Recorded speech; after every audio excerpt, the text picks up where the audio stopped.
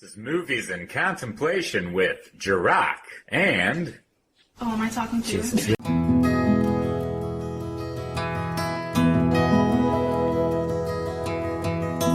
Hello, everybody. Welcome back. Hello, contemplators. Y'all, we back for a little serendipitous... Yeah, serendipitous event. A very serendipitous, serendipiites. Serendipioso. Serendipioso. It's oh-so, not oh-so. Yes, we're doing Serendipity. This is a Cali pick. No, this is actually a listener pick. Oh, that's right. It is, isn't it? Yeah. I forgot. Memories, I am losing all of them. No, one of our listeners and friend of the pod, Clobbering Time, hit me up and he asked me to pick a very special person's favorite movie, Serendipity. Yes. Shout out to Pepper Strong. And yeah, I mean, I can thank Clobber 100 times for what he's done for like us and, you know, helping us with Gypsy's surgery and all that and helping people donate. So absolutely.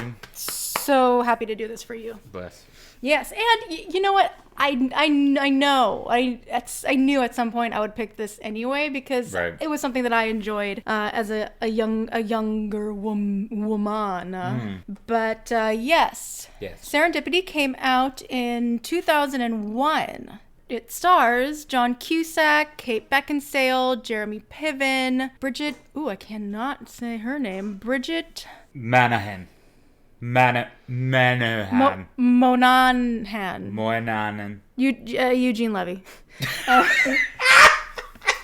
I'm so sorry. Eugene Levy. I'm sorry. Hey man, she's got that wonderful name that's, well, you had a last name that was very difficult to pronounce. It was. I mean, it wasn't very long, but yeah, true. I mean, hell, it just happens. It happens. So, Serendip. Yeah. I can't ask the question to Clobber, but I will ask you the question. Yeah, I can answer. What does this film mean to you? You know, this film, it's very nostalgic to me when it comes to New York City. Yeah. Ooh. When I lived there, when I was in college, you know, running around the city and all of its beauty and craziness. And what's great about this rom-com is these are adults. Yeah. You know, there's a lot of like teen rom-coms, there's like the adult rom-coms. And you know what? This is actually our second John Cusack movie. Is it? We did America's Sweethearts. Oh, that's right. I'm going to say, like, John Cusack, he's a wonderful rom-com leading man. And you know what I love about him in rom-coms is that he's not he's a basic dude. Yeah. He's a basic looking bro. Like, I mean, attractive, John. Yeah. Yeah. But I mean, no, for real, he's not like heavy fucking like Mr. Muscular. Mm-hmm. He's not Mr. Athletic. He's just basic. And that's what I love about it, because it's like, oh yeah, we're not seeing this like every character that he is, it is because of his personality. Yeah, it's not the looks per se. Yeah, that his we're getting. charm. Yes. He's funny. Like, after watching this, I just wanted to watch other movies with him in it, and everyone else does a good job as well. But just wanted to shout out, give him a shout out. Yeah, shout out to the Q. Yeah, and he's also he wears. Every movie, he wears a long trench coat. Yeah. I know he's a very tall man. Yeah. Very tall. But yeah, I just noticed in every movie, he's always got that long trench coat. Mm-hmm. It's just, I don't know. It's just, and also like this movie doesn't, because I mean, they're in New York City. Yeah. And this movie really doesn't evolve around fashion. Mm-hmm. Everyone's just, and like you said, like talking about Cusack, like everyone is just, they're just people, you know, and it's just they're not relying on, you know, New York is, you know, amazing and enchanting on its own. And I know sometimes with like these like older and like these rom-coms, I'll talk about some of like the fashions, you know, back then, but they didn't really focus on that. And there was one point I was like, wow, like is Kate Beckinsale really wearing that? Like, in the moment, the last moment of, like, the film. But then I just kind of like, it doesn't matter. No. It really doesn't matter. I like it because it makes people... It's literally... It's bringing the reality of the situation. Mm-hmm. You know what I mean? Like, and that's kind of what I really enjoyed about watching this, is that it literally was just... It's going back to where... It's just basic. It's a basic film. It's just... It's its name. I mean, it really the fuck is. It's like you said, we're not concentrating on like looks. We're not concentrating on fashion. We're not concentrating on this. I mean, yes, we have the beauty of New York. We see New York, everything. But we are literally concentrating on these two characters and just how life is. Yeah. Life finds a way. Life finds or a way. Love finds a way. Yeah. Aww. Yeah, destiny. And that's, But so let's do this wine here. Yeah. What we got? I had a hard time finding a wine that was like romantic, but I found this Tilia. I thought it was a red blend, but it's a Malbec, which is a different type of grape, but I don't know. I really liked the art and the edging of the label. It's kind of like a jagged edge. Like, it's not a smooth line. Like, look at this. There's these like little flaws that I think make it just really beautiful. Like, it's white, and then it's sustainable farming Tilia in Mendoza, Argentina. Yeah, I don't know. I think I just like the aesthetic of it. Yeah. And it's a Malbec. We don't really drink that very often, but I mean, it's okay. Yeah, not bad. Yeah, it's not bad. Have a little sip. Yeah, and I know most of us know what serendipity is, but I just wanted to I've had better. I've had better. Oh, God. The definition of serendipity: the occurrence and development of events by chance in a happy or beneficial way. Yes. Hello. Yep. Well, there you go. Well. Okay, so we're going to dive in. And also this movie, it's not like super long, too. It's a nice, like, pace, and it doesn't drag. Yeah. In my opinion. But we open, it's a very like classic New York City type of opening. It's Christmas time. Louis Armstrong is playing. He's playing his song. All right. And, little peppermint stick. God. Yep. And we're out of Bloomingdale's, very New York. And Never been. Have you? Have you been to the Bloom? Yeah. Yeah. No, is it all the hype? I never shopped there, but I just went in there just to go there. Yeah. Yeah. I mean, it's expensive, that's for sure. I bet. Yeah. Yeah, and we're following this pair of cashmere black gloves. It goes from one section of the department to a whole other one. Like, they're very delicately being carried. Like, there's this box that it's just like it's this special. Well, we know that the gloves are going to symbolize something very deep, and right. But at this moment, we're just kind of like, what's up with these pair of gloves? Why are we following this pair of gloves? Yeah. And it finally gets placed where it's supposed to, and these youngish, I don't call them like youngish, like, but probably in their like 30s. Yeah. Late 20s, early 30s, maybe. Maybe. They both grab that pair at the exact same time, and then it's just like, oh. And that's John Cusack and Kate Beckinsale. We don't know their names yet, and I'm going to wait for the proper moment to say their names, because that's just kind of like the funness. The funness. Yes, of the film. The finesse. So of course, because they asked like, oh, do you have any more of these gloves? Like, no, what we have out is what we have out, and like, you don't have a storage room, and the clerk lady's like, we don't have an attic. We don't have an attic either. Yeah. We don't have a basement. We don't have that. And they're trying to like, okay, who's really going to buy these gloves? And they're like, no, you get them. No, you can get them. No, it's fine.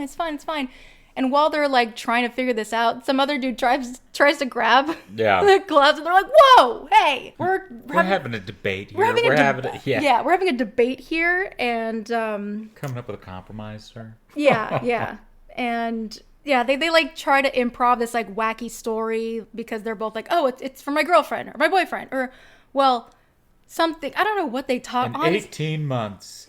He's going to have surgery. Some type of operation. Yeah, I don't know. At some point, I'm like, who's having an operation? I know. It's still confusing to me. And what I like is I think that's what actually makes the dude just like, okay, let me get away from you fucking nuts for a second. Take your fucking gloves and enjoy because y'all are fucking crazy. Yeah, and there was this... They're just sitting there sleeping with their little tag hanging out.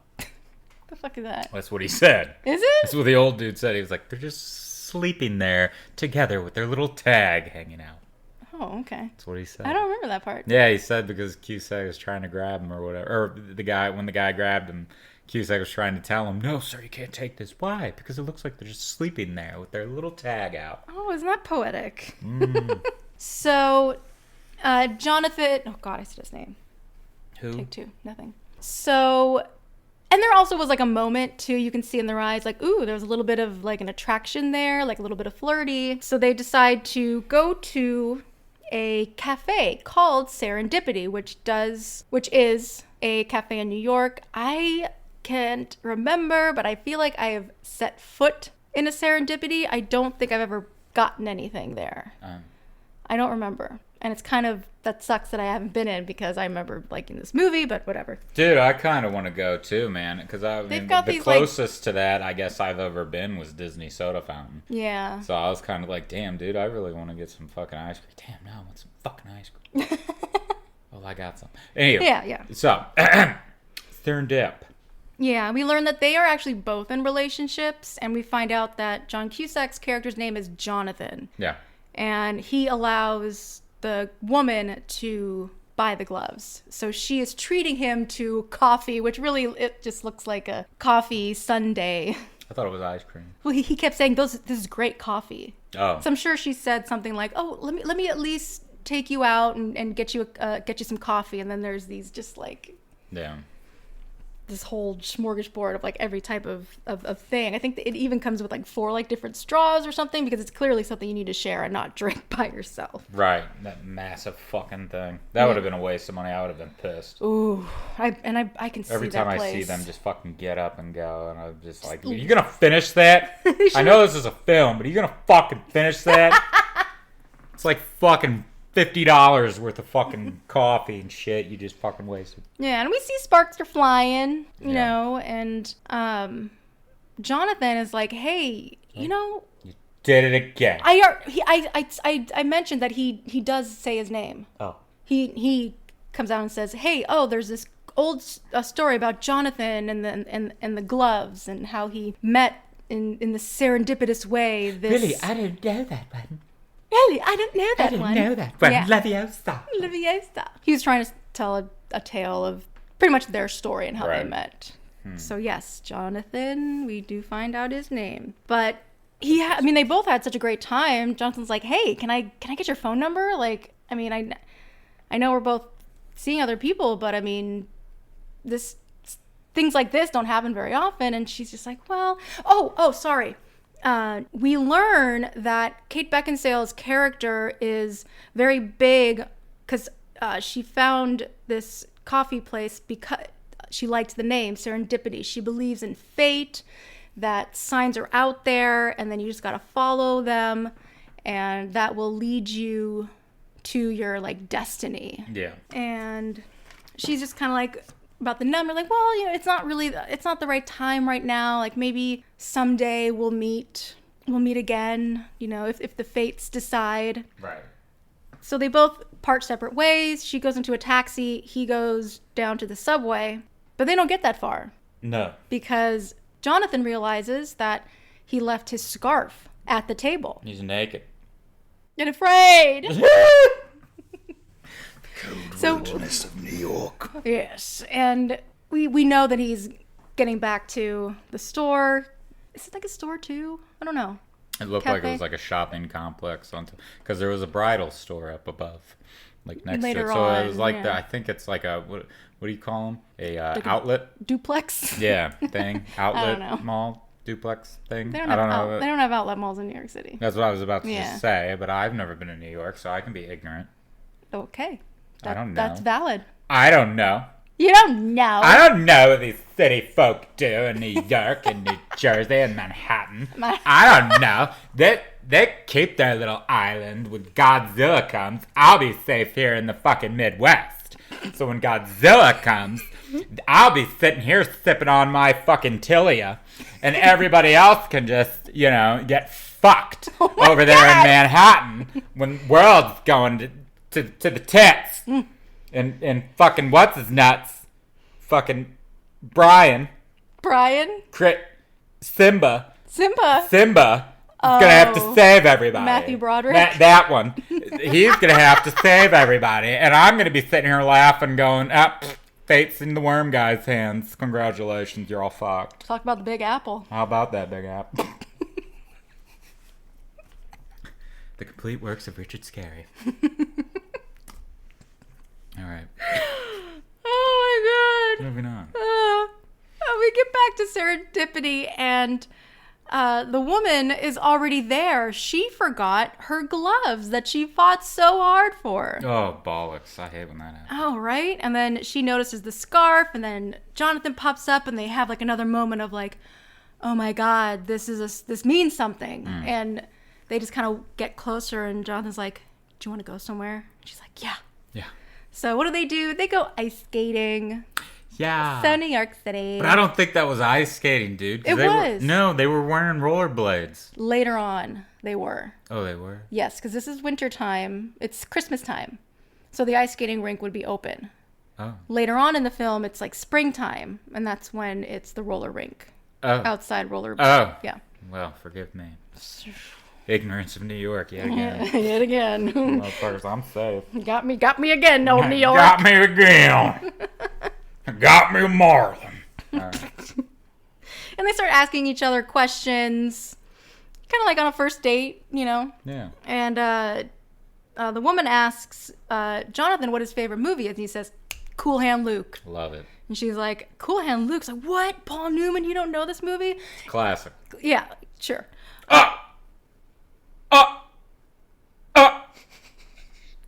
Okay. I knew you were going to get me for that. Okay. I knew it. Take it easy, man. Whoa. Whoa. All right. Moving on. Wow. That cut deep, didn't it? Fucking flames are fanning in hell right now. Like, Jesus God, help us. Man, there's so much steam in this fucking room. Oh my God, I feel it. Stop. I bet. All right. You better move on. And it's very important to remember certain details of this movie because they tend to come back, and that's the point of the serendipitous of this film. Yes. And it's fun. It's like Clue. Yeah. You get the little clues, or I don't know, throwback. Different throwback. Fuck me. What we have here is failure to communicate. Oh yeah, I remember now. Cool Hand Luke. I watched it with you. Wait a minute. You mean to tell me that you did not even know what the fuck? I forgot. All right. Could you stop smacking your mouth? I'm sorry. I just with might your do it just might do it for the rest of the night. I forgot. Yes, I'm fine. I'm sorry. It's fine. Okay. Cool Hand Luke. I mean, back to the Saren. The Saren of the Dippity. The Saren of the Dippity. Yes. That sounds like a ship. The Serendipity. There has to be. That's a spaceship. Oh, spaceship. I was thinking like a boat. Oh, that ship. could be a boat, but I'm thinking of I don't know. I'm getting some futuristic fucking Enterprise. Jean-Luc Picard on the Serendipity. I don't get any of that. Jean-Luc Picard on the Serendipity. There's a really cute moment. Number one. She's like, favorite New York moment, and he's like, he takes a pause. He's like, this is climbing up the charts. Yeah. It's like, oh, I'm flat. I'm flat. Yeah. It was really cute, very cute, very very well timed. And she tried to be like cute and be like, favorite sexual position, and she falls. Oh, did she fall? Yeah. Yeah. And he comes up to try to get her. He's like, oh yeah, that's one of my favorites too. Like was her favorite or something. I don't know. It's one of my favorites. Yes. So, they get a first aid. She's got like a bandage on her elbow, and he's being very attentive, very sweet. They're getting really close. They're close. They're like they're almost face to face. Yeah, man. They're either gonna fight or fuck. Yes. Yeah. Sure. Yeah. It's how close we. But he starts to kind of like caress her arm, and he's just like he's noticing her freckles, and he's like, she's like, oh yes, it's the British, they have a lot of freckles, and I guess I'm British. I know, I got freckles too. Yeah. Not a lot, not a whole lot, but John, I don't like saying Jonathan, it's too much. John, because he goes by John too. Yeah. He notices there's a pattern on her arm that is similar to a constellation called Cassiopeia. Right. That she was like this queen, and she made like some fatal mistake, and then she was doomed to live amongst the stars upside down on her throne. Yeah. That's 6. Made one mistake and paid for all eternity. And that kind of that little signal of like, wonder if that's gonna come back at some point. Right. I don't know. She finally, I don't say like gives in. It's not like he was like berating her, like saying, give me your goddamn number or some shit. Right. But they had such a great night. So she's like writing her name and number on a piece of paper, and he's like, make sure it's legible. And he's so excited. And as soon as she hands it to him, a gust of wind blows it out of her hand. Yeah. And it just gets like collected by like a bunch of other like papers and trash, just like New York. Oh my God, there's just like trash everywhere. Yeah. But I think like a truck, like some type of like a trash truck. Yeah, it was like a trash truck or like a gust of wind. I can't didn't have remember. his tarp down. He's just blowing his load all over the fucking street. You know what? It happens. I bet. And like I love like Jonathan. He's just like, oh, shit. Yeah. He's like, that was an accident. That was an accident. Nope. Don't read into this, please. Just get another paper. Let's write it down. And she's just like, there are no accidents. Like fate is telling us to back off. And he's just like, what? How could you like? He says this a lot. Like, oh, this is just crazy. How could you like decide like that this isn't meant to be when you had such an amazing night? Yeah. And yeah, he's just like trying to convince her, and she's like, you know what? Let's try something. She grabs a $5 bill, and she's like, write your name and phone number on the $5 bill. And I love it. He's just like, you are the craziest, most interesting or something person, like you're not like other girls, aren't you? Yeah. Kind of like that stereotype. So he writes name, phone number, and it's funny because she didn't peek. Honestly, if it was me, but I mean, she's trying to be authentic here with it being meant to be. Right. Like I would have been like, all right, that's your name? All right, cool. And she goes to this like outside newspaper stand. She gets a thing of certs. God, certs were so popular at that time. The certs mints. I had never had a cert. Really? No. Huh. That's interesting. Maybe we didn't have them out here. I don't know. Maybe that's a Manhattan thing. Maybe. But I remember having them in California. Oh, maybe you gotta be on a coast. On the coast. From coast. Space coast. And her logic is, if that $5 finds its way back to me, that means we're meant to be. It's the right time, and I'm going to call you. And he's like, well, what about me? Shouldn't you put your number somewhere so I can find it? And she's like, yeah, that is fair. Yeah. She goes into her little bag, purse, whatever, and she grabs a book. Hold on. And she said that she is going to, when she gets home, she's going to write her name and her number on the book, and she's going to take it to a used bookstore. So that's how he is going to be able to find her. And did I put... Because I looked up the book. I swear I wrote it down. Why did it sound like they were like talking about the bridges of Madison County or some shit? I don't know. Was that like, the was book? the book based on that? I know because I remember he was talking to somebody in the movie. He was like, hey, the bridges of Madison County. I've seen that movie. Look at the book. You know what? I'm very disappointed in myself. I swear I thought I wrote it down, and I took a screenshot of the synopsis because it is a real book, and I wanted to read and see if it had anything to do with the meaning of the movie, but situation. I feel terrible. Well, I'm just gonna move on. Yeah. Maybe it'll come to us. Oh, it's a name. It's like a... Anywho. He's still kind of... Jonathan is still like, you know what? This is like crazy. Like, I still don't understand. And she's like, okay, let's try one more thing. And they just so happen to be at the Waldorf Astoria. And I love it. She pulls him in. He's like, what? Are we going to get a room? Yeah. I love it. Are we getting a room? Yeah. So she guides him over to where the elevators are. There's like one set on one side and there's another set on the opposite side. And she says, okay, I'm going to get in this one. You get in that one. Take a deep breath. And once the door's closed, pick a random number. And if we end up on the same floor at the same time, we are meant to be together right now. Yes. And he's like, this is crazy. And she throws the Bloomingdale bag, and it makes it over to where he is. And she's like, Sarah. My name's Sarah. Sarah. So we got a name. We got a name. Love in the time of cholera. Is that it? Yes. Love in the time of cholera. Cholera. Cholera. Isn't that a disease? Cholera. Love in the time of cholera. Cholera. I'm calling it cholera. Cholera. That's what I think. It's Ooh, cholera. I like cholera, though. I like cholera.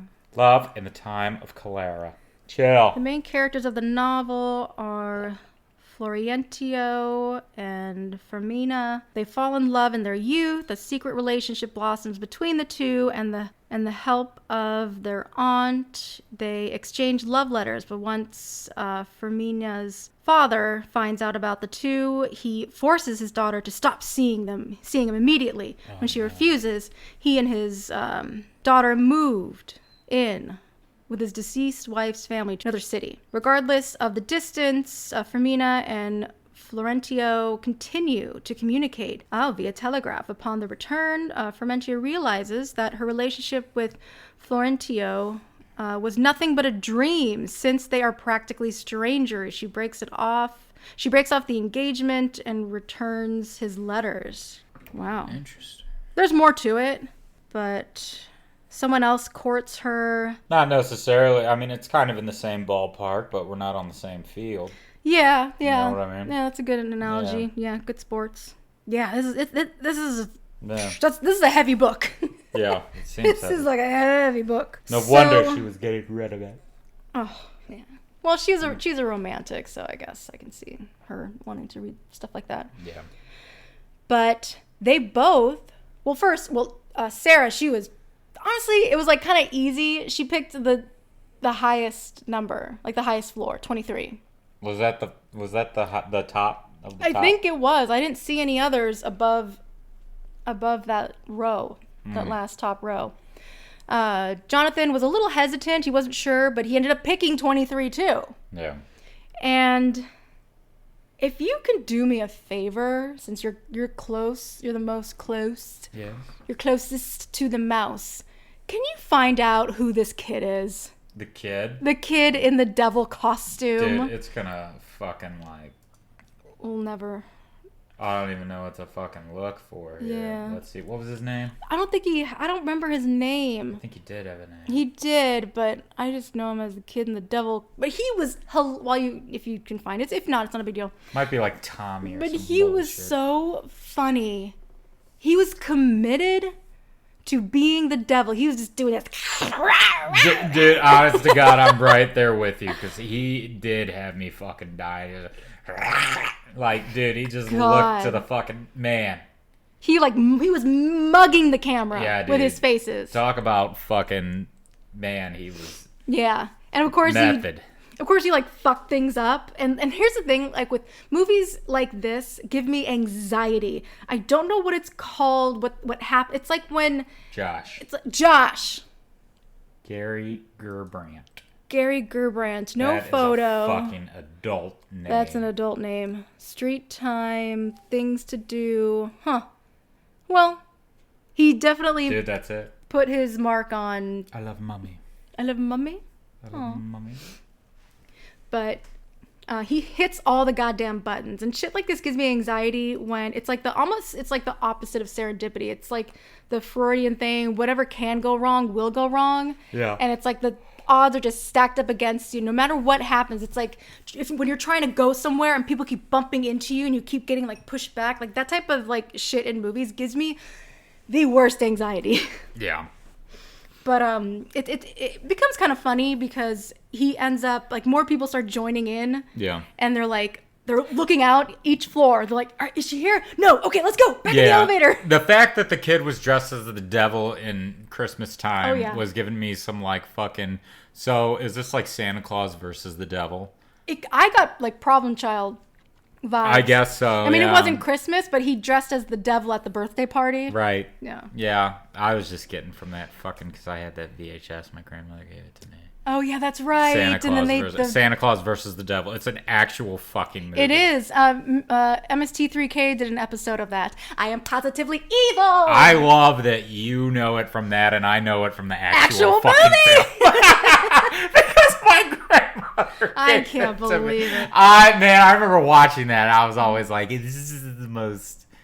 I liked it because it was stupid, but it was like, and my grandmother gave it to me, so I was like, there was love there.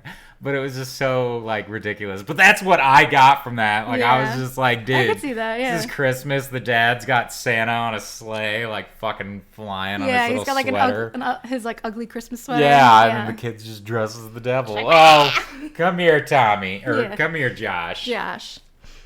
Sarah waits patiently to see if it's meant to be. Yeah. And we noticed she has one of the gloves. Like, she threw... Like, this is, like, cute. Oh, my God. And I'm thinking of, like, Home Alone 2, Lost in New York. The turtle doves. Oh. The turtle doves. 2 turtle doves. Like, 2, like, doves are, like, meant for, like, life or something. Mm-hmm. Like, even when they're far... Even when you give it to someone that you love or you care about, no matter how far apart you are, you're always together. Yeah. So, like, the glove really does represent their relationship for sure. Yeah. I think. Because she's, like, holding on to this glove like it's a good luck charm or something. And she eventually gives up. She's like, okay, I'm seeing the signs. She's not saying this. I'm just assuming this is her inner monologue. The signs point to no. Yeah. And I'm just going to move on and hope for the best. And poor Jonathan, as soon as she goes to leave, he's there. He's there. He's fucking there. Everybody comes out with Well, no, he's actually by himself at that point. Oh, was he? Everybody gave up? Everybody kind of gave up. Or they went to their respective floors. Yeah. And he was just trying so hard to find her, and he was, like, grabbing other women that just so happened to have brown hair. Yeah, they kind of looked at just the same little coat, similar, I yeah. guess. So, Sarah. I knew you were going to do that. Sarah. So we see a few years go by. We see, like the time lapse when things are sped up. Clouds are going by. The clock's moving forward. We're going to the future. 7 years. 7 years. Dude, they haven't aged a day. They haven't aged a day. She just has a slightly better, more sleek haircut, and his hair is maybe just a little bit shorter, but still, he's got that, like, long neck hair. Yeah. Yeah, that's a weird hair for him. I don't know, but whatever. Potato. Yeah. And we get to this dinner party. It's a best man giving a speech, and it's fucking Jeremy Piven. Yeah. I don't like the guy. I don't really think he's really that funny to me because I've heard that he's a fucking asshole. Yeah. I mean, I know for a fact he is. I mean, not me personally, but... How do you know for a fact that he is? Well, I guess I don't know for a fact, but I guess that's what it was. Well, I'm still judging him too, and I don't know. Yeah. Just from what I've read. So, I don't know because I went to school with a girl who worked costumes on that fucking show, Entourage. Oh. She did costumes for Entourage. And he, like... did something to her one day and made her like fucking cry, and she came to class and was like fucking broken and was just crying. She was like having an anxiety attack, and it was it was chaos, dude. And I was like, man, what a prick. But when she like told me that, and it was like, it's him. She was like, he's every time. And I was like, damn, dude. Yeah. And I mean, and the thing that's funny is that I've heard that through her, but then I started reading I've read shit stuff started coming out, like all these other people were saying what a pain in the ass he is to work with. Yeah. I think because it's just that story, you get big and you get this huge head, and then you just think you can treat people like shit and be an asshole. There's things. This guy's a fucking asshole. Guy's a fucking prick. There's things that I do think he's kind of annoying in, but in an interesting realm, I will say in this particular film, I actually did like his character. I will say it. I had to put the man aside and care about the artist for a moment. I just think when he did a little too much for me, but when he dials it back down and we really find out why he is the way he is, it's like, okay, there's some shit actually going on in his life, and I will say I do feel it, but maybe that was the character and how he wanted to portray him, that he was this over the top like ham, like the speech was just all. It was just all cheese, me, and cracking the jokes. Seriously, he's making like gay jokes and all this. Oh yeah. And we like Thor bad. Yeah. And they kind of like tease us because we don't get to see who this bride is. Yeah. What should we do with Obi? Let's get him in here. I don't even know where I was. Don't know where the bride is. Yeah, we don't know who the bride is. Yes, that one. And it turns out, and it's funny, it's like you get these actors who play the same kind of character. Mm-hmm. The wife's name is Haley, and the actress, Bridget, is Big's wife. Big's wife. From Sex and the City. That's right. Big's wife that Big marries instead of Carrie. She's the simple girl, and it's the same type of like trope. Like her type is like she's perfect, she's very understanding, she doesn't have that certain something that gives you the zoo, if you will, the zoo. And thank you. And how crazy, they're actually getting married at the Waldorf Astoria. Oh my god, big spender.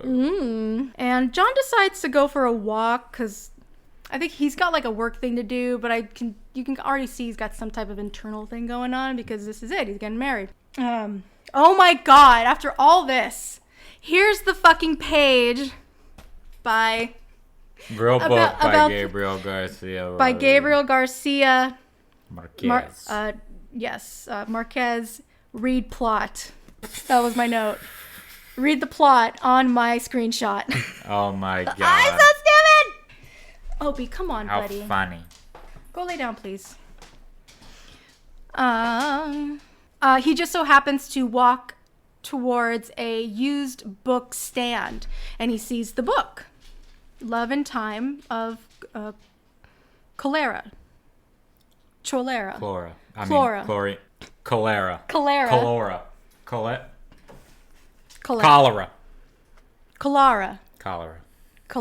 Okay. Cholera. All right. Potato. Yeah, all right? there you go. Cholera. And he takes a chance. He opens it. No dice. Yeah. We finally see future Sarah. She is in San Francisco. And she's not like a therapist yet. She's kind of like a therapist in training. And during one of her sessions, she mentions, it's like this young kid who's like, I saw this girl at a party and we connected and I never talked to her and she's gone forever. Like, we're meant to be. Yeah. And Sarah's just like, fate and destiny, she calls it unproductive. Like, she doesn't believe in what she believed in before about destiny. What? Are you trying to prove me wrong on something? No, I looked up what cholera is. Oh, it's the shits, essentially. Love in the time of cholera.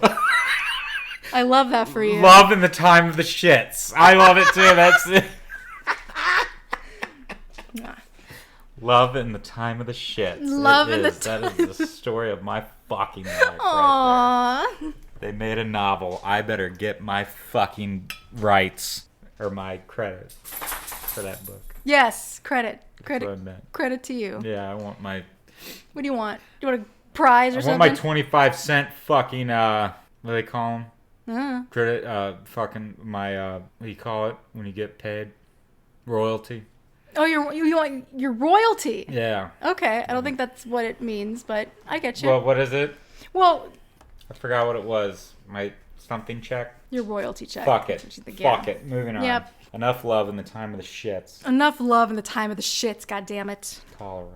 But in a way, I don't know if this is something she's still kind of struggling with because it's somewhat like inconsistent because something else happens a little later on, but I don't know, maybe she's still like kind of hanging on or because she went through school for like psychology and, you know, the mind, you have to kind of steer people into the path of logic sometimes, and you know, destiny is great, but sometimes you got to keep your feet on the ground when your head's in the clouds. That was a cute sigh. It was. That was cute. I like that. I like that for you. Oh, thank you. She comes home and she has really like nice house. Holy shit. And there's rose petals on the floor when she opens the door, like it's just this gust of wind of just romance. Yes. Romance. There's candles lit everywhere. It's dim light. I think there's music playing. I don't know if it's music going on in there or it's for us. Yeah, I don't know. I don't know. I would hope that there's music playing because I have this image of walking into all this romance and it's just dead silence. Yeah. Because then she walks up to this huge gift box, like wrapped, and she's unwrapping it, and it's this box into this box, then this box into it's another box, and it gets smaller and smaller and smaller and smaller. Oh my God, who's cleaning up this mess? Right. And she has a ring box, but there's nothing in it. And who's her fucking fiance? I'm telling you, I know this is New York, but there's a lot of Sex and the City alumni in this. Like even like smaller characters too. Oh, it's great. Love it. Didn't Charlotte get cholera in the movie? Because she drank the water. Mexico? So again, we've got another Sex in the City that we got cholera making its way from Sex in the City into this movie. So there's 3 Sex in the City tropes. Honey, you shit your pants this year. I think you're done. I think you're done. Honey, you shit your pants. I think you're done. Oh, that was a good one. Oh Lord. Something bad's gonna happen to me, honey. You shit your pants this year. I think you're good. But John Corbett, man, he's got the long hair. He's dressed very like bohemian, and he's got the ring. He's dangling the ring with his like fingers, and he's like, "You gotta say yes first." Yeah. But here's the thing. He fucked up. The ring was too small. Yeah. People, when you are going to propose to your significant other, make sure that the ring is too big, not too small. Yeah. You did good on that one. Thank you. Mine was too big. Yes, thank you. Because, I mean, this is my insecurity personified. Like, what do you think? I'm fat? I'm fat. But here's the thing. They struggle to get it on, and Lars is like, hey, you're not going to read too much into this, right? I mean, it was just an accident. And she's like, no. We'll get it refitted. Yeah, we'll get it refitted. So I don't know where she is on that fate versus logic thing, but I don't know. He mentions a tour, so we get the hint that he's like some type of musician. Yeah. I wrote down a note of there's a lot of Sex and the City people because the next scene where John's at work, they're at the shooting range. The guy who is on the mic, on the camera. Yeah. He played, well, it's funny, the character he played in Sex and the City is Jonathan. He's the one that Samantha dates, who she's so in love with, but he has a small dick. Which one? Who? His name's... Oh, no, it's not Jonathan. His name is James. I miss James. Who is James? It's like he's in this? Yeah, he has this very small part. He's the sports guy. He's the one on the camera. Oh, was he? Yeah. Oh, okay. Yeah. He's like the very suave first guy like Samantha's ever been in love with. James has a small dick.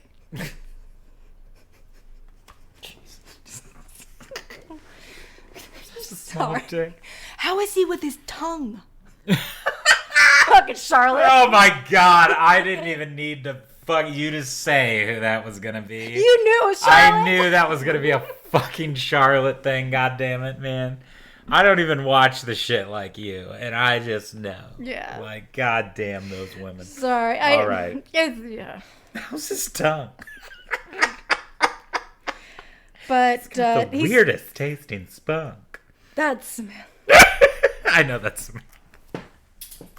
Moving on. Oh my God. Let's get away from the cholera. Let's get away from the cholera for a minute. Yeah. I think John, he works for like ESPN. He's probably like a producer or director, something like that. He's behind the scenes. Yes. He's sitting at this bench and gross guy, but it all comes full circle later on. He takes his chewing gum and sticks it on the back of the bench. Yeah, marks his territory. I guess. Someone on the intercom is saying the name Sarah, you're here for blah, blah, blah, blah. And he lights up and he hears a British voice, a British accent. He's like, hello, I'm Sarah. And he looks. And it's a brunette, but she's a little heavier. Yeah. But not recognizable. It's not her.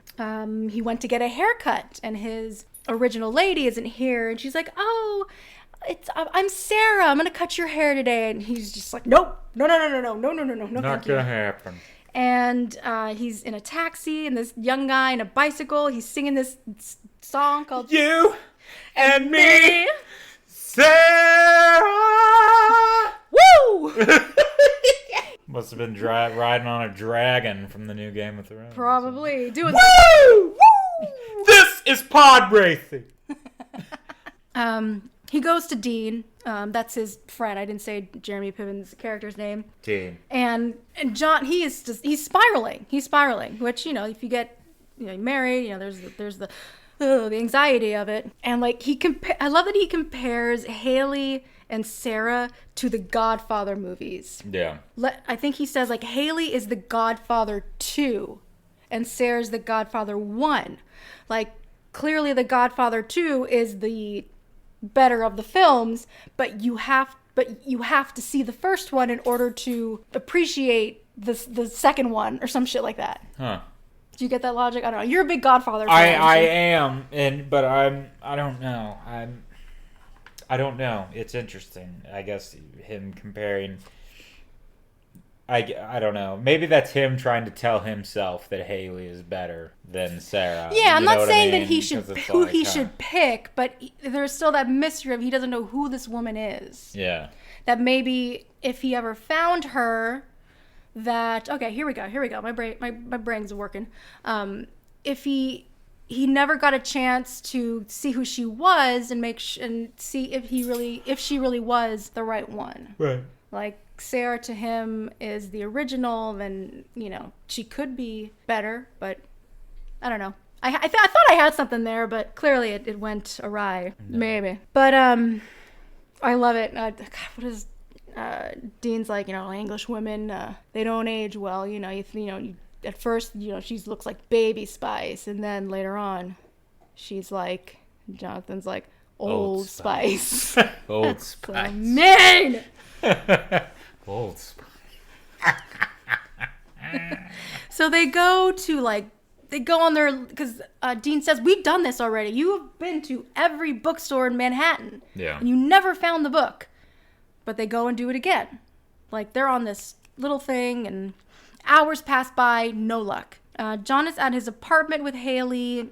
The apartment's in shambles because they're packing. They're gonna be getting married, going on their honeymoon, whatever. But Jonathan, he comes across the Bloomingdale's bag from so long ago. Yeah. with the glove, and he just so happened to put his hand in the glove and found a receipt. Are you okay? You're like crying. Yeah. Why are your eyes tearing? Are you already like emotional from all this love? So much love. Oh. So sad. Honey. So that's another sign. He's like, oh, now I gotta keep going. I gotta keep doing this. And I will say, just a side note, the guitar score, the music in this is really good. Yeah. Like, I can sit and chill with this, like, guitar thing, like, dun, dun, dun, dun, something like that. Yeah. It's very nice. We get to see what kind of music Lars does. It's a new age Eastern style, and he's playing what looks like, it's like an oboe. Yeah. But it's called something else, and we'll... It's the shh. We'll say it later. We'll say it later. Save it. He's, What? Moving on. Okay. Just remembering when he says it. I'm just watching. Shinyong. Why it's so funny when he says it. Yeah. He's performing at this bar and nightclub, and he's so into it, man. Like, everyone's just, like, digging it, and he's just... Yeah, he's just a lot. It's like his only hit, his only song. I think that's, like, the one song he has. It's like his only fucking song. Yeah. Jesus. Sarah's sister and her boyfriend are there, and, you know, excited about the wedding. Oh my God, you're getting married. Oh my God, you're Diamond. I thought you wanted, like, a round cut. She's like, what are you talking about? When did I say that? Like, when you were a kid. Like, you said you've always wanted a round cut diamond. She's like, oh, well, I was a young kid. And who did she say she wanted to marry? Like Bo Beckham? Beckham. I thought she was talking about David, unless David has a brother named Bilbo Barnum. I don't know. Bilbo Barnum Beckham. Bilbo Barnum Beckham. I have no fucking idea, but bend it like Beckham. We kind of find out, we get a little, like, chit-chat about the tour and how things are going. Lars has this agent guy, and they find out that the tour is kind of messing with Sarah's schedule with her patients. She's kind of like, well, I said I'd be gone around this time, and, you know, Lars is just like, I mean, come on, they can do without you for, like, another week. Okay, I mean, I get what they're trying to do with Lars. Like, he's this musician, and, you know, it's the trope where he's, like, more into his career than his relationship, which, you know, and the girl gets, like, set aside the whole time. Like, I get it. I've dated a lot of musicians. It's somewhat like that. Sarah's sister it's the boyfriend that takes the cat out of the bag. Like, oh, well, she wants us to house sit while you guys are gone. And she's like, oh, I was gonna ask her when she was drunk. But they were like, yeah, no, that's fine. You can house sit. Yeah. Because that comes around later. And it's just so weird because, like, you could see, like, Sarah's mind is, like, and then, because, like, Lars gets... Oh, my God. He's got to have the shit. He's got cholera. He's got cholera. What's wrong, Opie? Why are you whining? You're in here with us now. What do you want?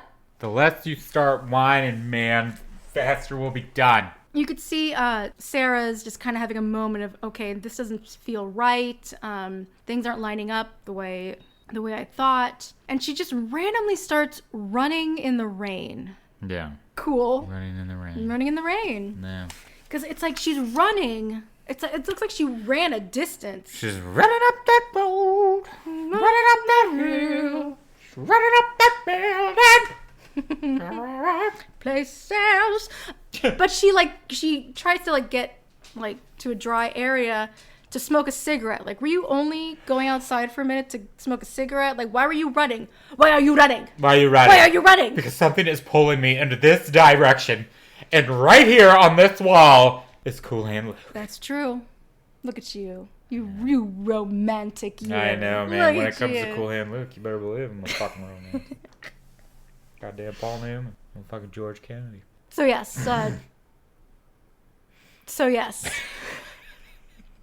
Pardon me. We get a poster of... Don't worry, I'm cutting that anyway. Oh, man. We get a poster of Cool Hand Luke, and she starts to think about Jonathan. And Sarah goes to her friend, Eve, played by Molly Shannon, who is so good in this. Yes. She's so funny. I mean, she's funny, period. But it's so great because she works at this, like, holistic, new age store cafe, but she doesn't believe in any of that shit. Yeah, she hates it. Yeah. I think she owns it. Yeah. Yeah, she, like, owns That's true. Yeah, shit. she owns it. And she calls it all crap. It's really funny because she talks to her customers like, oh, the Casanova candle, yes, it's next to the Caligula incense. Caligula incense. And the girl, it's like this huge fucking candle, and she's like, oh, waving, yeah, she's a pain in the ass. Yeah. God, she makes everything so much better. Oh no, we'll get there in a minute. John goes to Bloomingdale's to get help from a clerk played by Eugene Levy, who's pretty much his name in it is Bloomingdale Salesman. Bloomingdale Salesman. Yes, that's his name. And he's another great like comic cameo, relief yeah. and cameo. You know, he's very Eugene Levy character. Oh, yeah. Very good. Sir, not behind the counter. Not behind the counter. You cannot come around here. No, I need you to back up. I've been here working here for 3 years. Ooh. I haven't seen this woman. Yeah. And all Jonathan wants him to do is just to look up the receipt and see if we can get a name or something. But Eugene Levy's just like, well, I have been a little lacking in my sales this month. And yeah, there's this whole, he buys a tie and then he buys a whole like purple velvet suit. I just bought the entire spring line, okay? Yeah. Tell me where she is. I looked her up. It's a dead account. Yep, it's a dead account. It's a dead account. Yep. And he's like about to like grab him. Yeah. I'm running! Chase me! Chase me! Not behind the line! I do want to bring up Lars's music video because I thought you would really get a kick, I love out of that. it because it's the Vikings and that's what. Yeah, it's such a horrible. I mean, it's supposed to be a horrible music video. That's the point. But it's just so fun. He's playing his. It's a Shania. Yeah, because the Vikings were coming and he was all like, it's just when he says it because he's like, well, why are they afraid of the Shania? Yeah, why does it look like Why does it look like they're afraid of the Shania? Yeah, a Shania is a musical instrument originating from the Indian subcontinent. It's made of wood with a double reed. See, that's an oboe. That's a double reed. Essentially, yeah. At one end, and then the metal wood flared bells. So it's a different style of oboe, and it sounds the same. It sounds great. I remember like wanting to play the oboe. I always thought the oboe sounded so beautiful.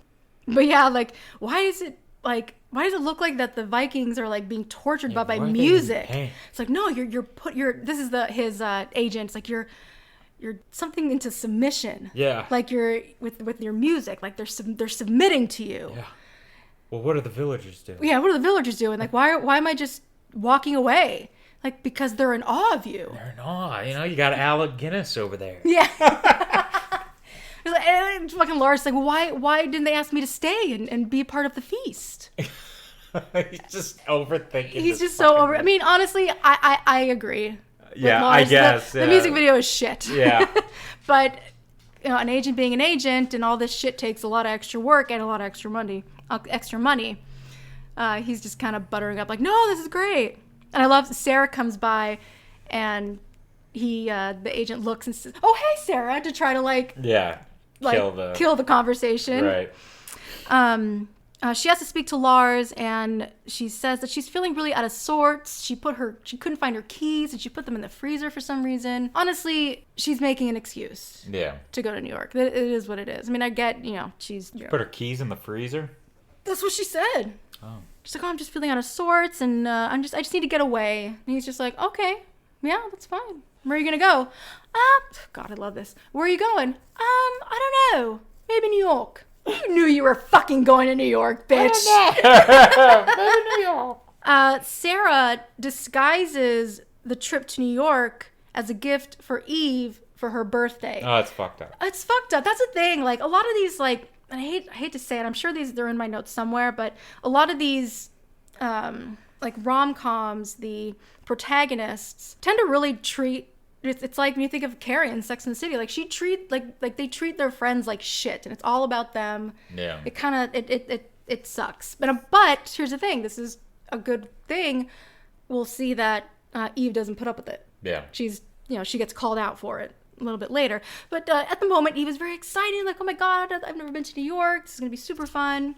John and Dean and Eugene Levy, they go into the warehouse of all receipts that they keep. Yeah. Like the catacombs of the Bloomingdale, like fucking receipts. And, there's these cute little moments and with Dean and Eugene Levy where they're kind of like antagonizing each other. Yeah. It's like, oh, God, you seem a little tense. What do you do for work? I work for a little paper called, I don't know if you've heard of it, the New York Times. He's an obituary writer. Yeah.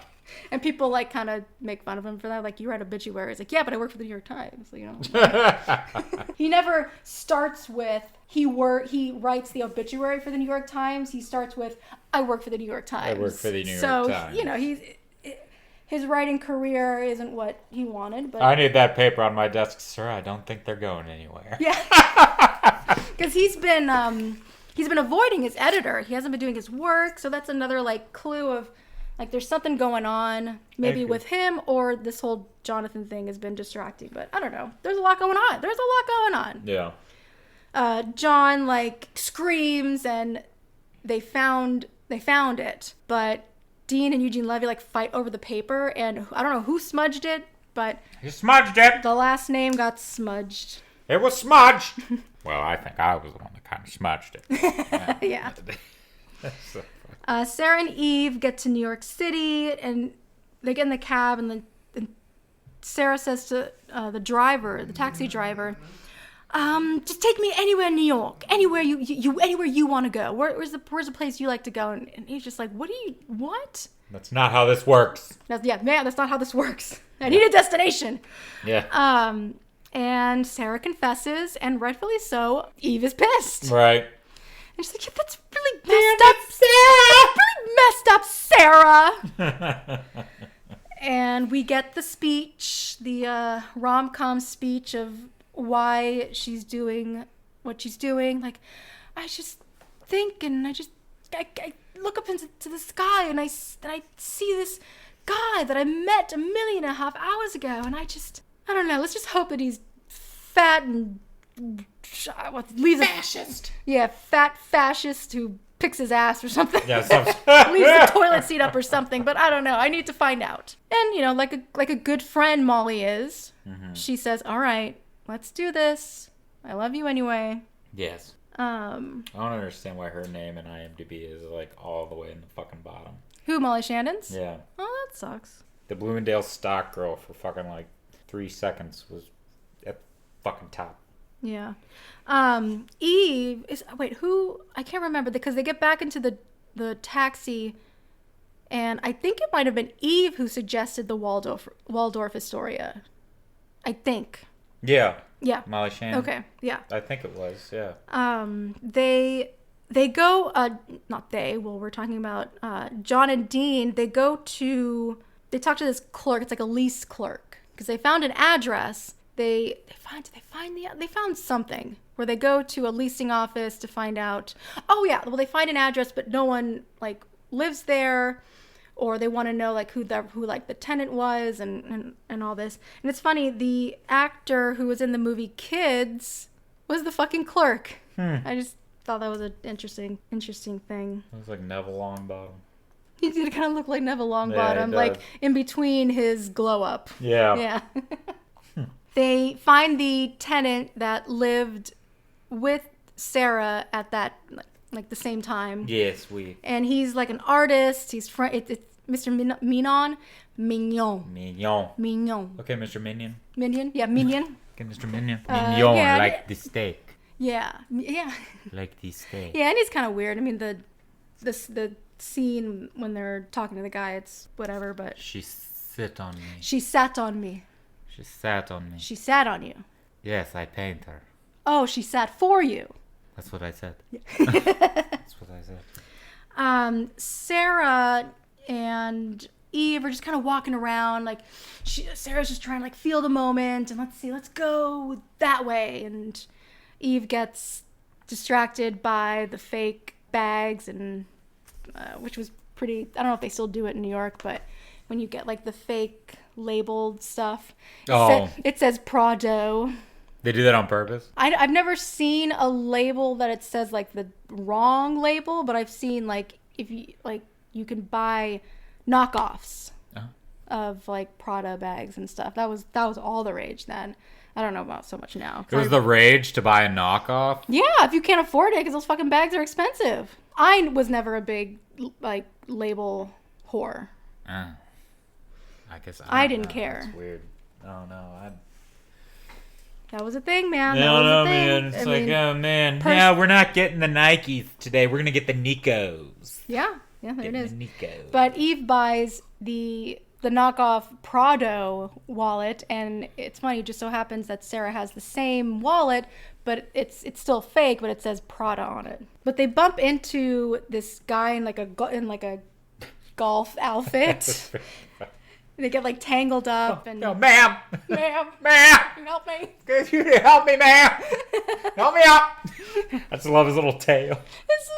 That's ridiculous. What's that thing you stick in the fucking thing? Yeah, the thing. Yeah. Don't hit it with the thing. The T. The T. The T. There we go. The T.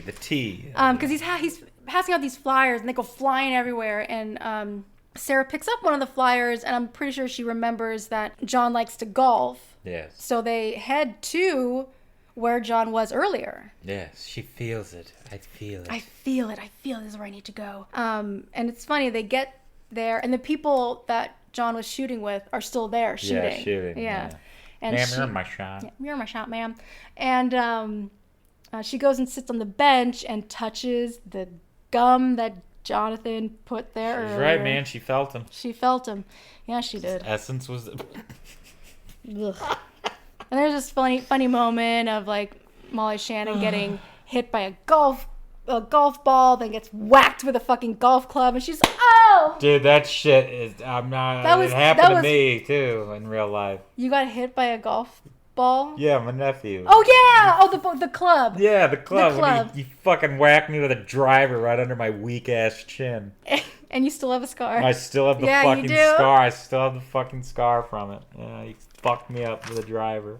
Fucked you up with a driver. Anywho, so I can relate to that. Yeah. Except I needed stitches, and Molly Shannon didn't need jack shit. I think I swallowed a filling. Right. I think I swallowed a filling. Fucking rips my skin off, and that bitch just gets fucking. I mean, Sarah and Eve go to Serendipity and get a coffee. They get coffee. Eve gets a little birthday cake, and Eve kind of gives her a good talk, like, hey, you tried, but now's the time to, even though your fiance has a horrible choice in clothing and is going, and hopefully this music thing is just a phase, pretty much saying it's time to grow up. Yeah. Kind of thing. And Sarah's like, it's ready to go. Like, let's throw in the towel. Let's go back. Eve picks up the change, and we see it's John's $5 bill. Yeah. And that goes right into Eve's wallet. If that shit happened nowadays, like, can you believe that? This is the one thing that kind of drives me nuts. They put their phone numbers on these things. I know. Dude, people would be calling that motherfucker left and fucking right. Yeah. You really think that wouldn't happen? They put out their first and last name. Right. So, I mean, the Yellow Pages was a fucking thing. I know, but still, it's like it was such a different time that nowadays there's not that stalking wasn't a thing back then, but you just don't do that shit. Yeah. Don't do that. The White Pages. White Pages was addresses, wasn't it? Yellow Pages, it was businesses? I think so. For sure. God, it's been so long. Yeah. We haven't, the original Google. Mm-hmm. And then when Eve and Sarah get into the same cab that John and Dean are getting out of, it's like at the same time. So they're like kind of like barely missing each other. Yeah. Kind of thing. And just so happens that where there was a establishment that was like a roommate finder. It was like a business. Yeah. It was above Serendipity. Mm-hmm. That must have been, because Sarah went there looking for a roommate, and then it was just, the serendipity of it all. Serendipity. But it changed into a bridal shop, and Jonathan's just like, it's a sign. It's a sign. Look, bless the bride. Bless the bride. crazy. It's crazy. I'm getting married in less than an hour. Yeah. Well, it's the rehearsal. Oh, yeah, that's right. Yeah. I'm getting rehearsed in less than an hour. He's like, hey, man, it's just another And clue. I love Jonathan, because Dean's like trying to help him. I'm like, come on, man. Like, really? Like, you're just giving up? And how is this not a sign or a sign? And Jonathan says, maybe the absence of a sign is a sign. What the fuck is wrong? The absence of a sign is a sign. Yeah. Gotta love Cusack, dude. He really can lose his shit. He can. So well. He really can. It's just spitfire and wit. Mm-hmm. The act of a sign is a sign. And the absence of a sign is a sign. Yeah. We've been getting clues. The Frenchman was a clue. That's a clue. This is a sign.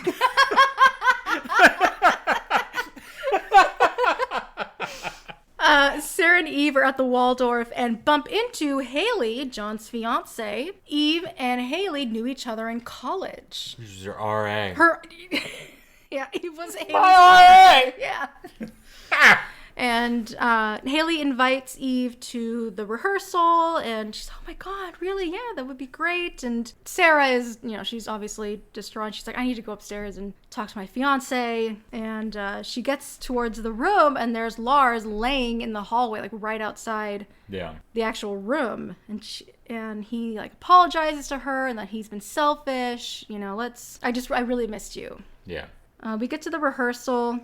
And it's very awkward. You can tell that Jonathan is just very obviously uncomfortable. Mm-hmm. And everyone's just staring at him and just smiling like, yeah, this is great. And each person they cut to, you hear the elevator ding, ding. This is weird. And Haley, she can tell. You can tell that she's getting a little like fussy. She's just like... And the priest is like, and obviously Jonathan will be looking at Haley when all this is... Right. Yeah. Jonathan, obviously. Like, motherfucker, you gotta do that. Yeah. Do your job. Read the lines. Before everyone leaves, Haley introduces Eve to Jonathan, and they invite Eve to the wedding. Yeah. And Haley's like, you can even have your friend come if you want. But Haley asks to talk to Jonathan, and she's very upset. Here's the thing, he chalks it up like it's just cold feet thing. I promise, like, I will be there. And she's like, I would like my groom's feet to be planted and warm, please. Right. So he just assures her it's fine. Everything is fine, I promise. Yes. And she gives him a groom's gift, and it's the fucking book. Yeah. That's where it was. Yeah. Oh, God. Yeah, dude. Okay. Go. Yeah. Okay. Go. Okay. And she would say, like, I would see you flipping through it all the time every time we went to a bookshop, and I checked, and you don't even have your own copy, so I thought I'd give you a copy. I'm sorry, is there something wrong? He's like, no, this is perfect. This is the beautiful thing of that moment. I absolutely love this fucking moment, because... this man has been searching the entire time, but as soon as he opened that fucking book and saw what it was, he knew right then and there. It wasn't even that he knew. It was just like, watch this be the one. This will be the one. The day before I get fucking married, and my own fiance gives it to me. This will be the one. And he opens it, and there's her fucking name, and then he just starts crying. Oh. Like, the fact that he started crying because of this shit, it's just like, and see, that's why I like it, because we're showing the vulnerability here. Like, we're showing that a man can be vulnerable, you know what I mean? And it's just like, yeah, thank you, because in the words of the macho man Randy Savage, I've cried 1,000 times and I'm gonna cry some more. Yeah. Yeah, I've cried 1,000 times. I'm gonna cry some more. Macho men do cry, ladies and gentlemen. You know this. Yeah. Except pimps. Pimps don't cry. They don't shed a tear. Jonathan gets into the cab with Dean, and he's just... Like you were saying, like he is just so overcome with like emotion. He didn't even speak a word to Dean. Nah. Really, he just showed him. He just showed him the book, and Dean's just like, yeah, her name is Sarah, whatever Sarah the fuck. Thomas. Yeah. And he's like, where did you? It was Haley's wedding gift to me. Dude.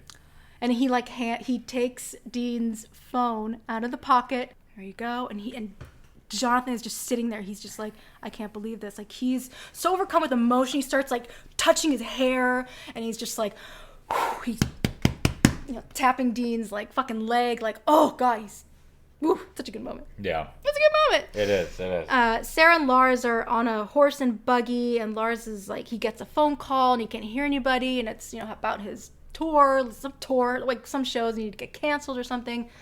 Sarah's kind of over it. She gets off the buggy and she finds herself at the rink where her and Jonathan were on that day. It's now a roller rink because it's spring.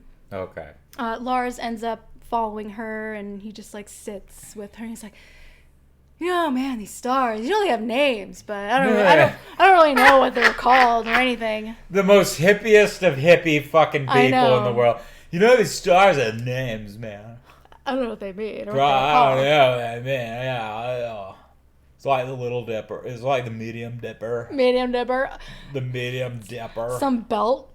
It was a belt. It was like made a belt. by Madonna. She's up there singing it. And then there's like a Star of the Vogue. Star of the Vogue? The Star of the Vogue, man. Yeah, you know what it's like to be a Sagittarius, which is a half horse, half man archer thing. You're a Sag. And then I am. And then the Capricorn is like a crab, and he's up there clutching, and he might even bite the ass end of the Sagittarius's ass tail, and that's what makes the arrow fly. Like, that because he's shooting for the bullseye, but he misses, and then he hits the Minotaur, who gets pissed off, and that's why he kills Theseus. All these things tie into the stars, man. It's what it is. Let's go catch some waves. Yeah, when did he turn into a surfer? that was an evolvement of this character. I need my Shania. I need my Shania. Somebody give me my Shania. David! David! Bruh! My Shania. Sarah looks up and it's, oh my gosh, she's like panicking. She rolls up her sleeve and she's like, it's Cassiopeia. The constellation is... It's Cassiopeia. Who's that? Honestly, because I can see Lars like really not believing in any of this bullshit. Right. Like, it's all for him to become famous. Yeah. Oh, dude, he was so full of himself. Yeah, he was all about him. He was bullshit. Yeah. I mean, you got a name like Lars. I've never met a Lars personally, so I can't really bash on the name, but I haven't. John and Dean are on a flight to fucking San Francisco because Dean's got the connection. He works at the New York Times. I forgot for a minute. And like Dean, he's like all like hyped. He's like, you know what? You are a jackass, but you're going out there. You're doing it. Yeah. You're doing it. This is where Dean kind of breaks down, though. Because he does. This is a good moment. Yeah, Dean lets out his... Because in the beginning, like, him and his girlfriend, they were all like, they never fight. Oh, yeah. wife. Oh, wife. Yeah, wife. Oh, God. Oh, my God. Yeah, they wife. were like, yeah, they never fight or whatever, and, like, they're perfect for each other. And he's all like... Dean just lets out, like, no, we got divorced or we're getting a divorce or something. Yeah, like, she moved out. Like, yeah. What? He's and honestly, it was very nice of him to be like, we didn't want to ruin your big day, so we were just kind of putting on this facade of that we're still the same thing. But and Jonathan's like, what happened? He's like, Dean's like, we let it die. Like, not enough this the book. Yeah, not enough this. Not enough of this kind of thing. And we let the magic slip. Yeah. So it was nice that he got a moment of like, this is why he's been acting the way he is, because he's got some shit going on. Yeah. They get to Sarah and Lars's house. I'm going to assume it's both their houses. I don't know. Yeah, I guess it's that they live together. Yeah. And Dean walks up first and sees, we know it's Sarah's sister and her boyfriend, but Dean has never set eyes right on Sarah, and it's been 7 years. So, I mean, lighter hair, shorter hair, you know, bit of a distance. Yeah, and then, I mean, relatives, so might look kind of the same. Yeah, look kind of the same, and God, Dean tried so hard. You know what? Let's call first. Let's just wait. Let's call her. And Tom's like, what are you talking about? Like, right there. Like, he's just like, Dean is like trying to like pull him. Like, he actually ends up tackling him. Yeah. I don't want you to get hurt. Yeah, I don't want you to get hurt. You're hurting me. And Jonathan does see, because Sarah's sister and the boyfriend, they're being intimate. Yes. And Jonathan just falls to the ground pretty much. Yeah. And they're just like, his heart's broken. Yeah, absolutely. But you know what? He did it. Yeah. He didn't go there and be like, hey, I'm here. I mean, that would have been pretty awkward for everybody. Right. Hey, after 7 years, I finally found your name and number and I stalked you. I would have just gave her the book. Ooh. I would have rang the bell and just gave her the book. That would have been like. That would be interesting. Bye. Or just like, here, you know, I found you, but you're obviously happy. I'm finally letting you go, kind of thing. Right. Yes. Yes. And, you know, I love Dean's line. I do have to say this because Dean, when they're laying there, you know, and they're doing that thing, fucking Dean is like, you know, maybe you're laying here because there's somewhere else you don't want to be. Yeah. You're laying here now because there's somewhere else. There's somewhere you don't want to be. Yeah, there's somewhere you don't want to be. Yeah, something. I mean, that... Yeah. I mean, just... Yeah. Yeah. Yeah. Yeah, man. Nothing else more to say about that. But Sarah is on a plane. She broke up with Lars. It just wasn't meant to be. She's going back to San Francisco. The flight attendant asks if Sarah wants to get a headset. And Sarah gets her wallet. He's like, oh my God. First of all, it's on her wallet. It's like, see, Prado. How the fuck did you get on this airplane without a fucking ID? Right, you didn't have your ID, you didn't have a pet. Well, I mean, she had the passport. Well, you know, yeah, no identification, no nothing. Like, what the fuck? Like, you mean to tell me? Like, I mean, I was, you know, like I know, like, God, it's funny. We're recording this on 9/11. Oh, Jesus. But, like, yeah. Oh my God, we are. Oh. Yeah. But I can't see security being that loose that they don't try to match the ID with the passport, the ticket, plane ticket. Yeah. Unless, I don't know. Unless she has her passport on her. Probably. Well, maybe. Because she's English. Yeah. And she's got... Maybe. I don't know. That's that. Now thinking of that kind of makes sense that she would keep her passport with her. Maybe. Well, now in the States, we have that new thing where you got to get a particular ID and all that shit, which I don't know. Like, I got mine, but I just can go state to state with my license. Yeah. My specific ID. Yeah. My real ID, as they say. Yeah, and I'm pretty sure my passport has expired, and I haven't gone anywhere. I mean, I had to get it because of my agent. Right. She was like, okay, well, if you ever do something abroad, you need a passport, and it takes time. True. I mean, it was true. I you know, I'm glad I got it. I never got to use it, but it was just part of the biz, what you gotta do. Right. And I love the flight attendant. She's like, oh, okay, well, does she have any money in there? That bitch was giving me some pure fucking Frontier Airlines shit. Oh, like, I was fucking getting flashbacks of them cunts. And I was just like, because of just what a twat she was being. Yeah, I know. We've bitched about Frontier Airline before. I know. On this podcast. Yeah, and I was getting some real fucking still flashbacks. Bitter. Right. She's over here fucking, well, is there money in it?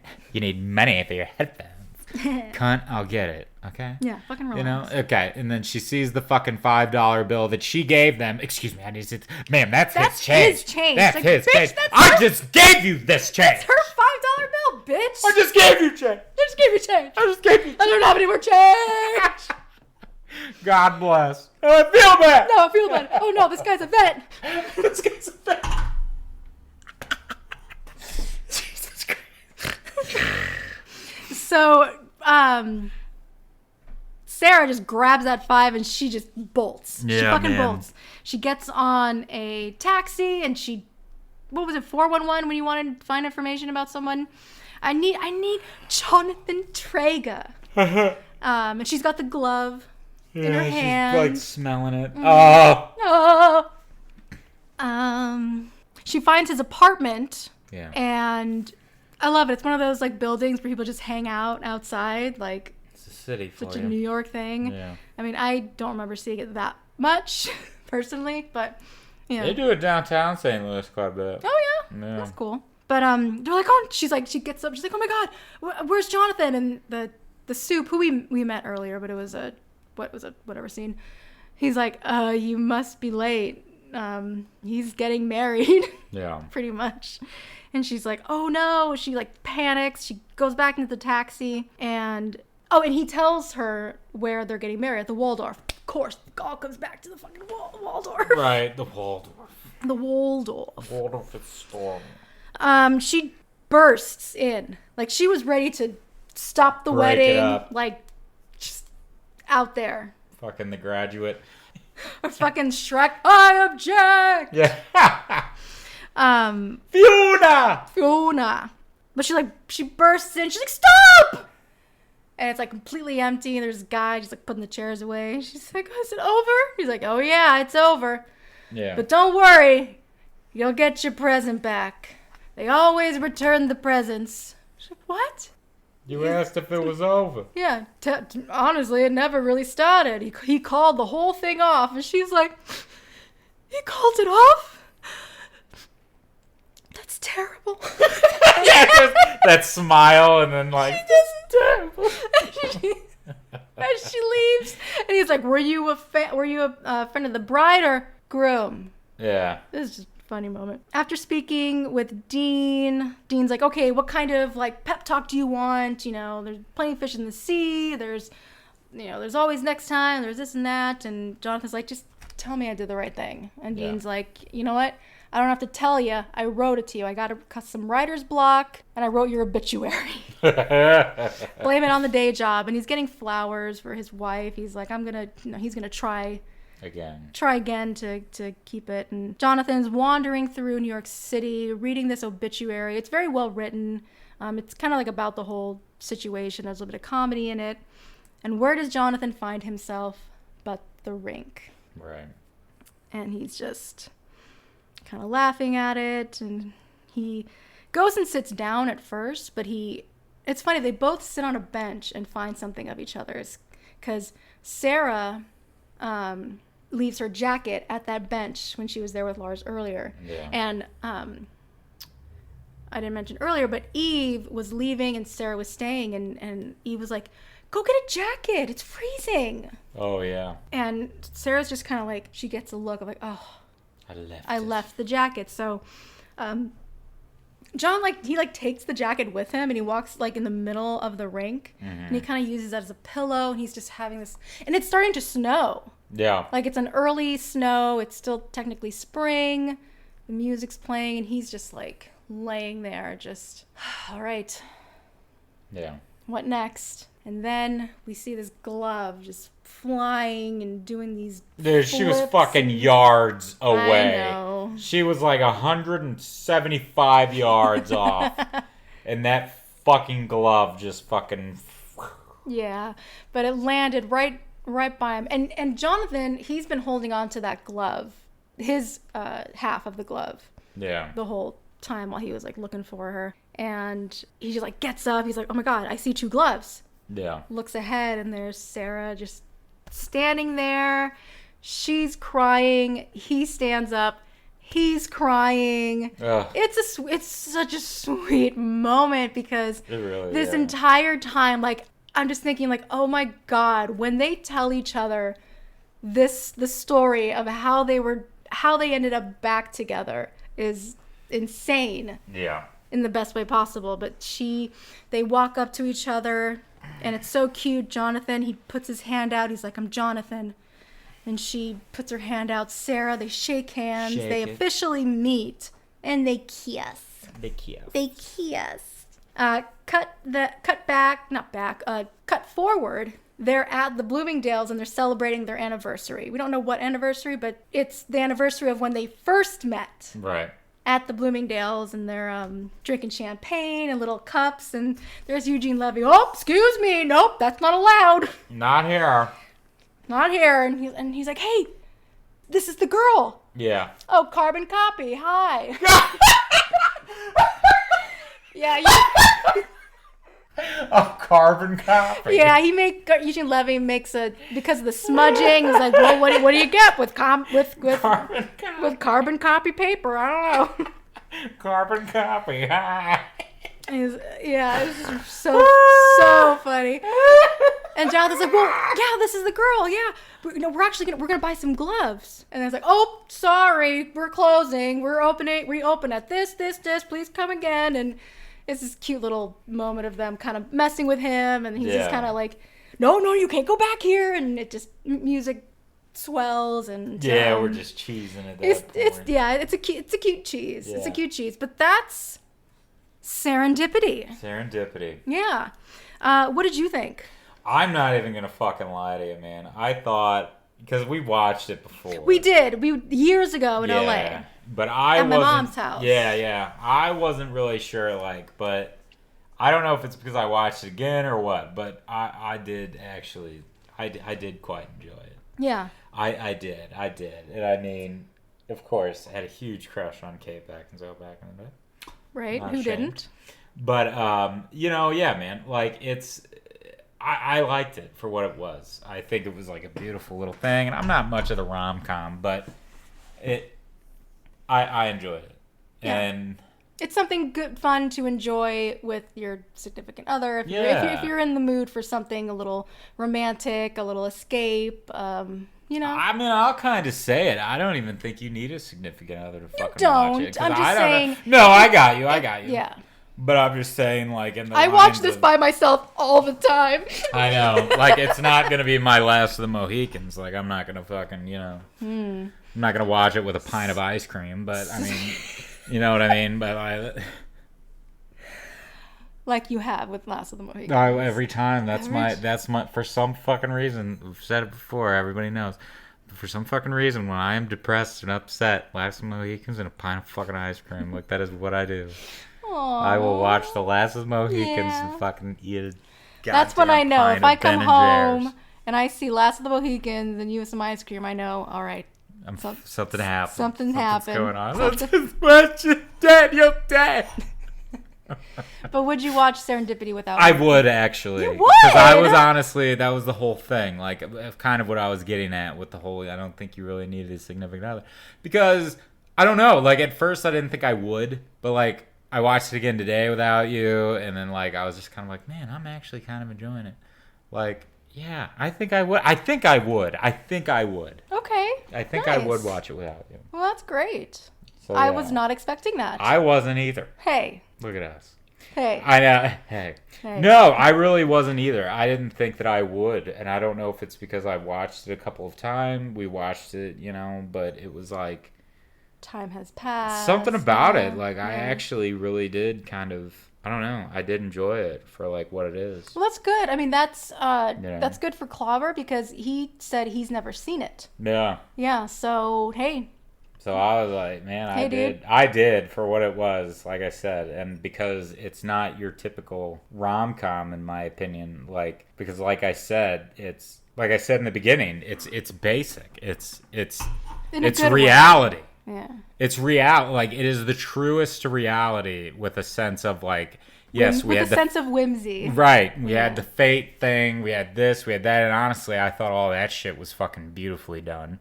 The whole fate, all the, just missed her. Oh, just this, just that, just that. Fuck, man. It's adorable, but it gives me anxiety. I know. So it's just but it's all that shit. And that's why I like it, That's why I kind of liked it. Well, I'm glad. Yeah. Yeah. Not basic. Basic ain't a bad thing, man. No, it's not. No. It's just, it's normal. Yeah. Normal. I don't want to say basic. It's normal. Yeah. You know what I mean? All right. Yeah. We don't need Chris Evans. We don't need Chris Evans to fucking come out and take off his shirt, Chris. We don't need that, Chris. Not saying that you would, Chris, but I don't think... Because you know Chris. Well, he's listening probably. So, so Chris, we don't... If you take your shirt off, that's fine, man. We enjoy it, I'm sure. But, like, we all know you're an attractive dude, Chris. So it's like, we're just, keep it on, maybe. You're the captain. You're Captain America. So just give us that one fucking line of, I don't think I will. So there you go, man. That's what he's saying. So Captain. Chris Evans, when they remake this, and they will, and it's gonna star Chris fucking Evans, we're gonna know that the captain. He's gonna refuse. He's gonna be like, nah, man, John Cusack. No, I'm not showing any skin for this. I don't think I will. So we know. Be prepared, everybody. Be prepared. Okay. It's coming. Well, that's what we got. Thank you, Chris. Thank you, Chris. Thank you for your time. Thank you for your time, Chris, and for listening and being a very devoted listener to our podcast. Following, yeah. Yeah. Yeah. All right. That's Serendipity. That's Serendipity. All right, everybody. Thanks for joining us. Like we said, it's going to be a fucking rando next week. We're going to continue with that. So keep your ear to the ground, I guess, for what we got in store. Yeah, we'll try to get this out as quick as possible. I think we're going to really try to get back on track. Yeah. We've been saying it for the last couple of episodes, but we were really going to like fucking bite the bullet. When I really looked at our episodes and like the distance between each episode, it's like we're barely getting one a month. Right. I mean, bad. Life happens. I know life happens. We have reasons, but yeah, we have reasons. Not to like say that, but we still love doing this. Yeah. No matter. Yeah, no matter what, we're gonna get back to where we were, and if so, get further than where we were. Hopefully, get this fucking going again. So, anywho, enough of that. Ladies and gentlemen, thank you so much for joining us on this wonderful afternoon, evening, good morning. And go ahead and like, subscribe. Please, you can find us on almost all podcasting platforms. Yes, and we are on the World Wide Web. On Twitter, we are movies_pod. On Instagram, we are movies.contemplation_pod. We have an email, movies.contemplation@gmail.com, and we are also on Facebook, Movies and Contemplation Podcast. Right, Contemplators, you heard it here next week. We don't know. Bye. Bye.